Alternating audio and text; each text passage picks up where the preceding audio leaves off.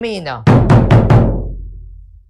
Bomborom Nick, mapalad tayo ngayong gabi dahil makakapanayam natin ang Acting Chief of Police ng Santo Tomas Police Station, si Police Major Ricardo Serrano Jr. regarding sa accomplishment nila kanina, itong violation ng parang municipal ordinance itong sa fishery or itong violation ng Santo Tomas Municipal Fishery Ordinance, Bomborom Nick. Bagong lahat, sir, magandang gabi. Pagbati niyo muna sa mga tagapakinig at nanonood ng Bombo Radio La Union. Si Bombo Mark, sir, si Bombo Romnick ang ating makakasama. Magandang gabi po sa inyo, lalong Bombo, lalong-lalo na po sa lahat ng tagapakinig ng Bombo Radio La Union. Okay, sir, itong nangyaring accomplishment or itong pagkahuli nyo sa isang mangingisda, paano po ito nangyari, sir? Actually, kinasa namin itong seaborne patrol namin, particular dito sa coastline ng Damortis, but based din sa information na na-receive namin together with yung ating friendly forces na Maritime Police Precinct, kaya kinandak namin itong seaborne patrol that resulted to the apprehension of Jerome Lano, isa pong fisherman and a resident of Tubod, Santo Tomas. Okay. Sir, ano po ba itong parang meaning ng or anong ito yung ordinansa niyo, sir? Ano po ba yung pinagbabawal? Is it yung hindi siya taga doon or yung paggamit niya ba ng lambat na parang hindi naayon sa size, ganun ba, sir? Ito pong sir, ito pong violation ng itong fisherman na to, itong nahuli natin is violation niya sa Fishery Ordinance number 2 series 2003 ng municipal ng Santo Tomas, at ito po, itong violation po na to papasok po to itong mga fishing without permit or using motorized bangka na wala pong permit. Okay, so nakasaad, sir, sa ordinance, so magkano naman po o kaso po ba yan or parang multa lang po? Multa lang po at 500 pesos po ang multa po nito, sir. Okay. Sir Ricardo, gaano kadalas, sir, yung mga report na parang nare-receive nyo regarding sa violation-based ordinance po, sir? Hindi naman po hindi naman po lagi. Nagbe-base din po kami sa information din po at yung tawag po ng ating kapulisan po dito sa Maritime Police, which is nakabase po rin dito sa Damortis, Santo Tomas. So kanina po tumawag po sila na baka pwedeng responder kami, magkaroon ng joint operation to conduct seaborne patrol at tumawag po sila dito sa ating istasyon, kaya po naikasa po natin itong ating seaborne patrol po.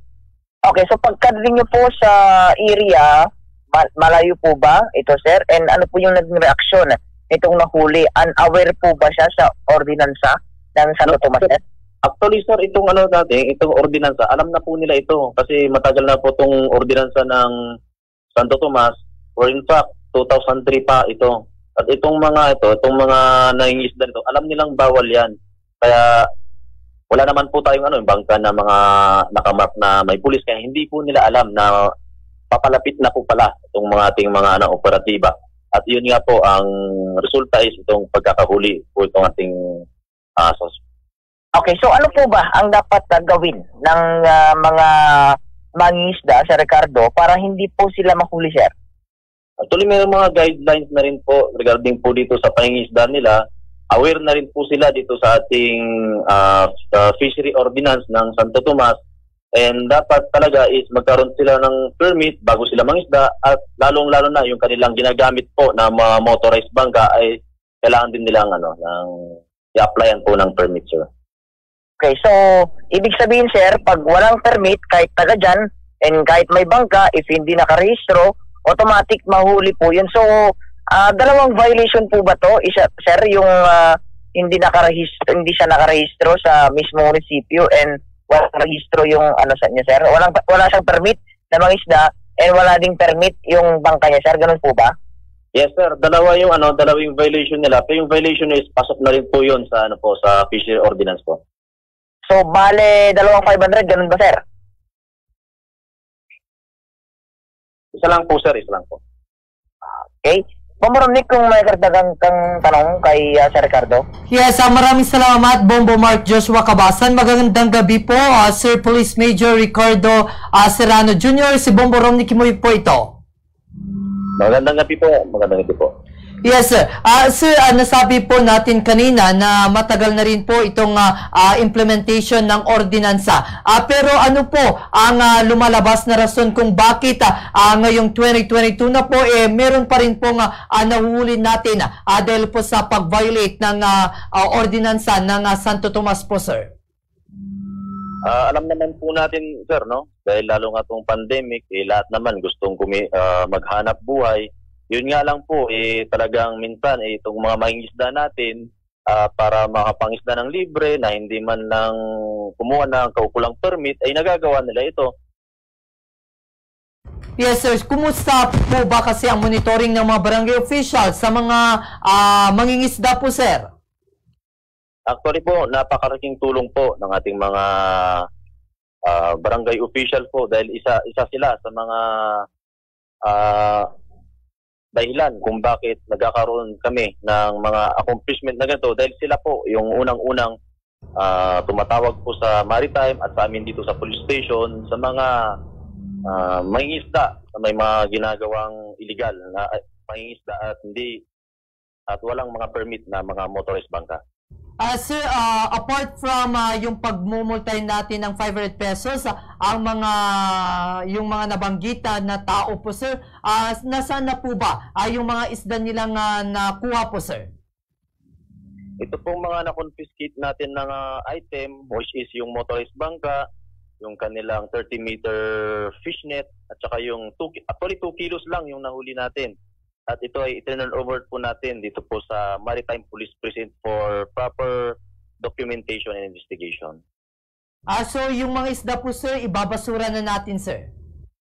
Ito pong pipicturean po natin for evidence purposes at ito pong mga ebidensya na nakuha natin, pati po yung tao ay turn over po natin sa kapulisan po ng Maritime Police.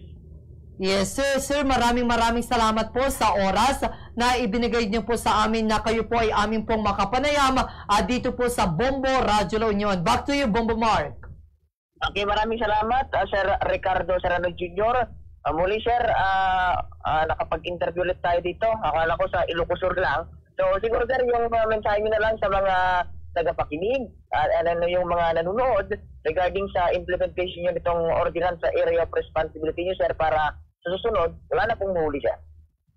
Sa ating pong mga mangingisda, particular po dito sa Municipality of Santo Tomas, alam po namin na kayo po ay naghahanap buhay lamang, pero daanin natin po sa legal dahil meron po tayong sinusunod na mga ordinansa at batas patungkol dito sa